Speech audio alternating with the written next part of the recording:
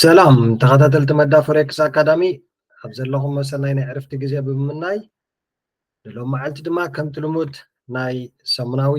ማርኬት ፎርካስት ወይ ድማ ማርኬት ፎሬክስ ማርኬት ኣናሊሲስ ሒዘ መፅእ ኣለኹ ክሳብ መወዳእታ ሓቢርና ንጓዓዝ ቅድሚ ናብ ቴክኒካል ኣናሊሲስ ምሕላፍና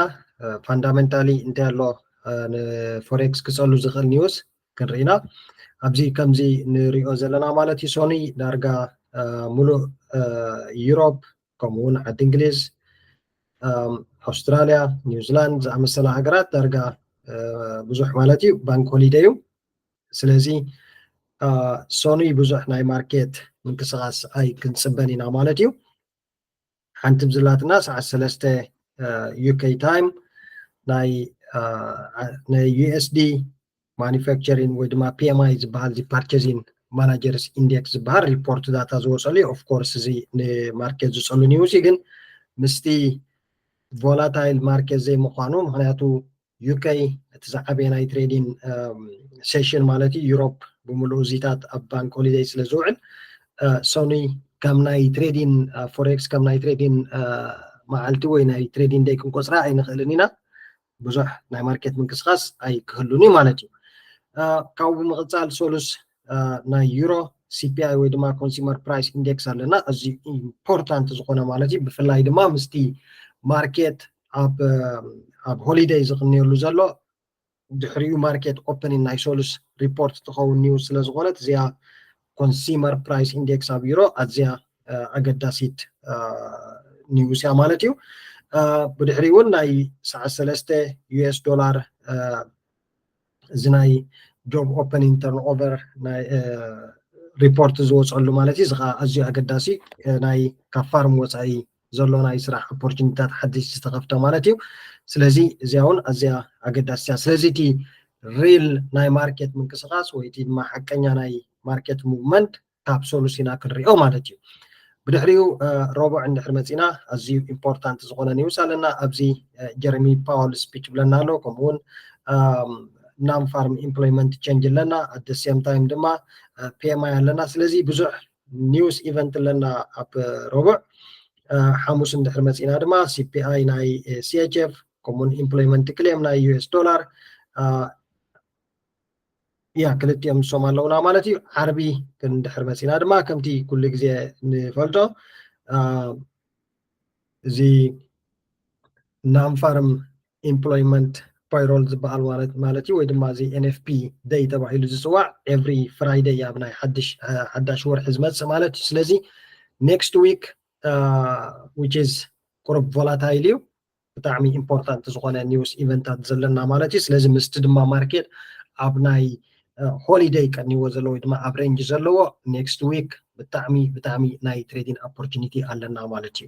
ስለዚ በዚ ኣብዚ ናይ ፋንዳሜንታል ዝወፅእ ኒውስ ኢቨንታት ብምርኣይ ጥራሕ እቲ ዝመፅእ ዘሎ ማርኬት ዝመፅእ ዘሎ ሰሙን ኣይሚን ከመይ ክኸውን እዩ በዚ ክንግምቶ ንኽእል ኢና ማለት እዩ ስለዚ ኔክስት ዊክ the best week ክትከውን እያ ማለት እዩ ስለዚ ፋንዳሜንታል እነዚ ይመስል ናብቲ ቴክኒካል ሳይድ ናይ ማርኬት ድማ ሓቢርና ንኸይድ okay let me share my chart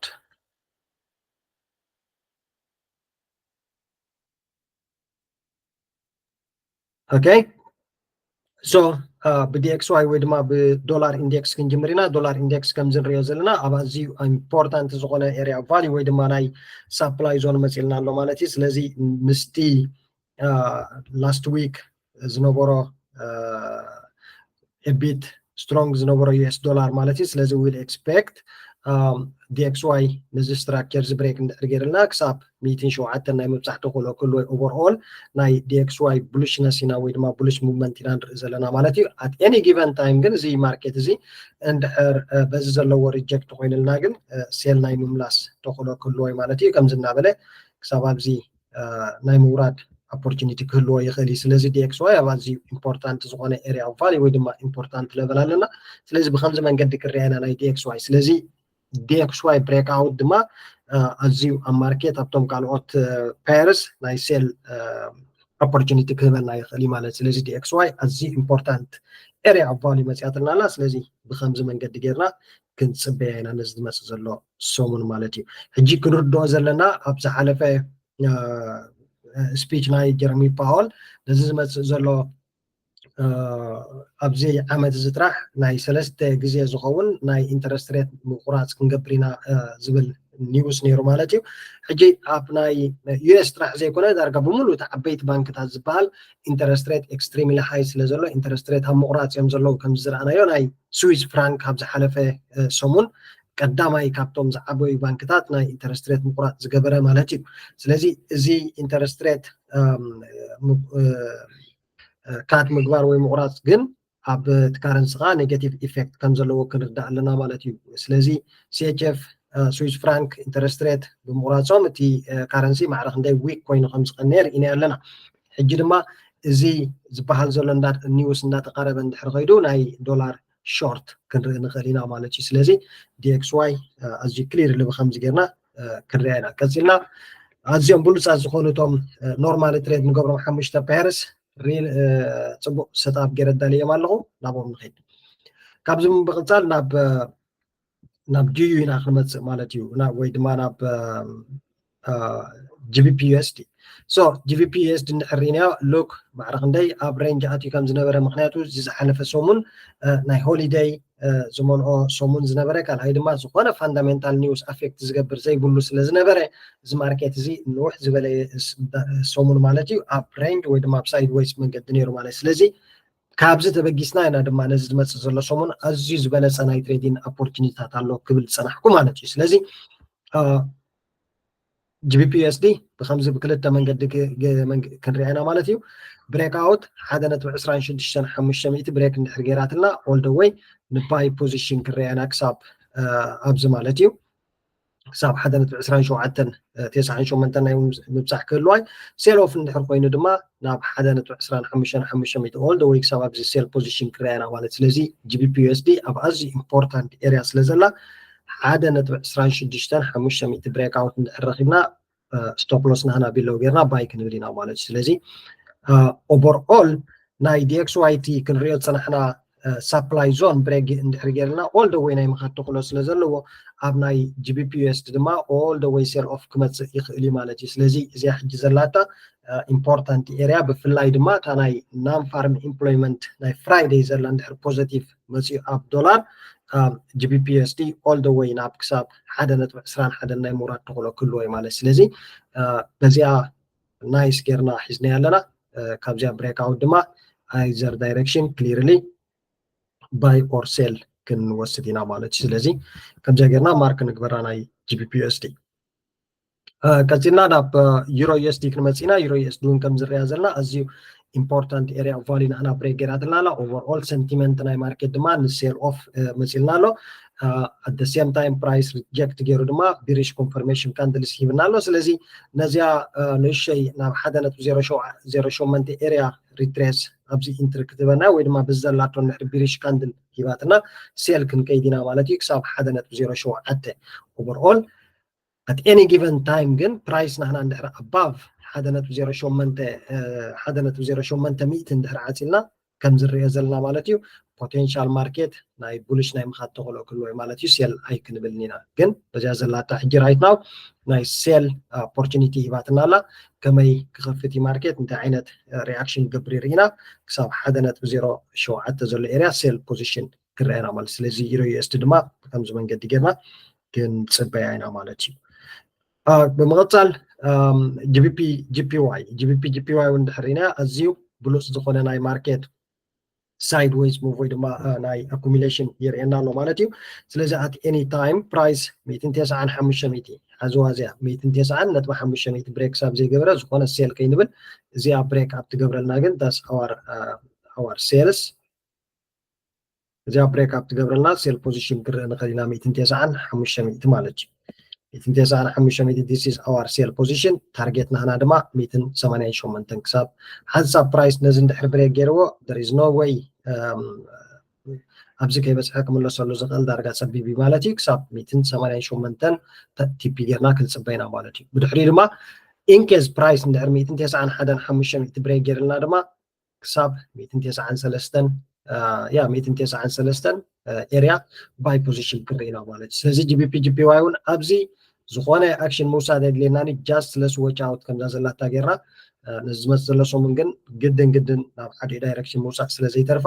ብሬክ ኣውት 190.500 ሴል ፖዚሽን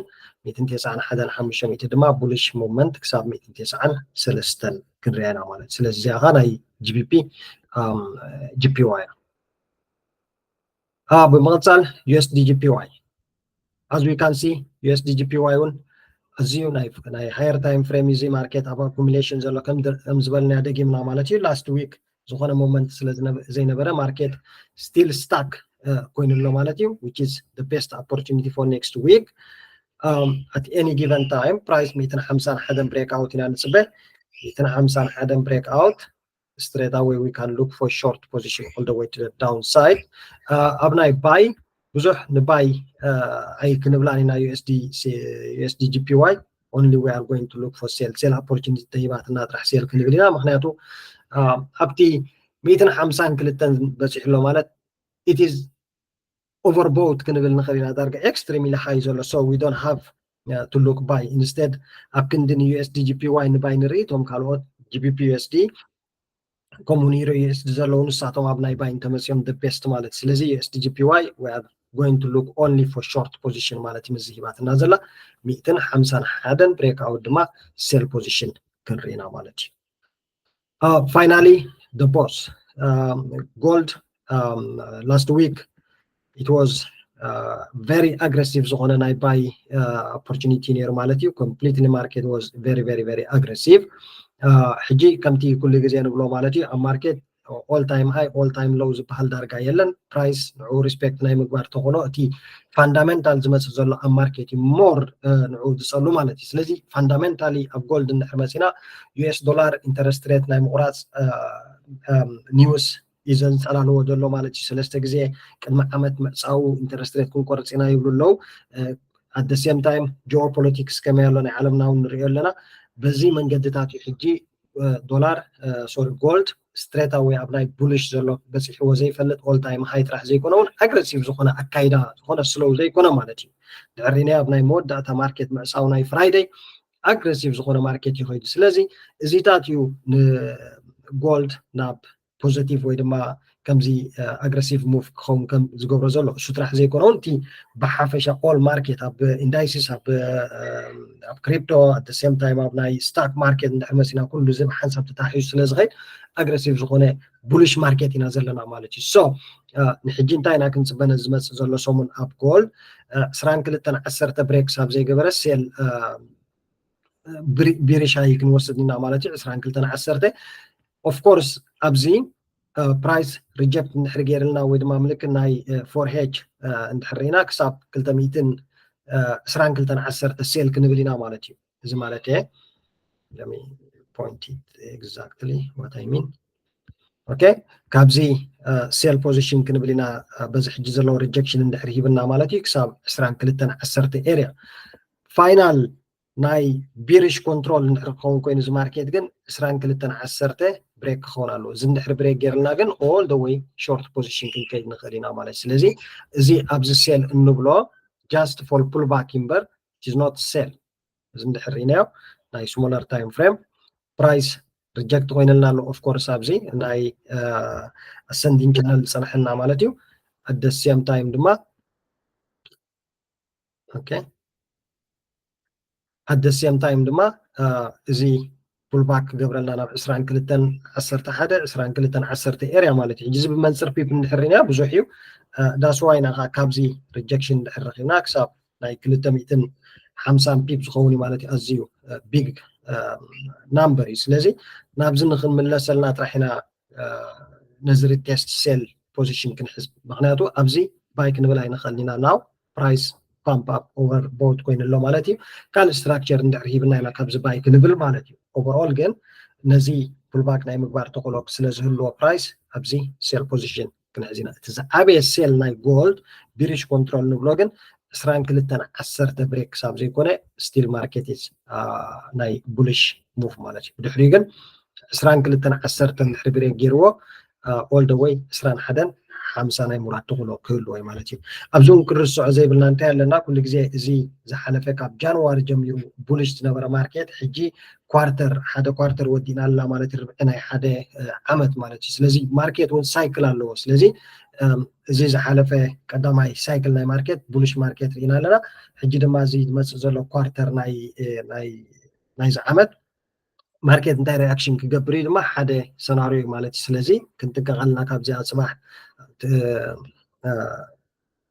ሓድሽ ምዕራፍ ወይ ድማ ሓድሽ ኳርተር ስለዝጅምር ማለት ስለዚ እዚኣ ትመፅእ ዘላ እንድሕር 22 10 ብሬ ጌርና ኦል ደ ወይ ናይ ጎልድ ብሪሽነስ ክንርኢ ንኽእል ኢና ማለት እዩ ስለዚ ክሊርሊ ባያይ ንርኣይ ሕጂ ሪጀክሽን እንድሕር ሂብና ብናይ ፎርሄድ ታይም ፍሬም ሴል ፖዚሽን ክንርኢ ኢና ማለት እዩ ስቶፕ ሎስ ናህና ባዕልና ኢና እቲ ኣማውንት ኦፍ ፒፕ ክንገብር እምበር ዝኾነ ስትራክቸር ወይ ዝኾነ ኤሪያ ኦፍ ቫልዩ የብልናን ስቶፕ ሎስ ናህና ክነቐምጠሉ ንኽእል ምክንያቱ እቲ ኦል ታይም ሃይ ስለ ዝኾነ ዘሎ ማለት እዩ ግን ክሳብ 22 10 ሪትሬስ ናይ ምግባር ተኽእሎ ክህልዎ እዩ ማለት እዩ ኦቨርኦል ግን 22 10 ብሬክ እንድሕር ገይሩ ሴል ፖዚሽን ክሳብ 21 50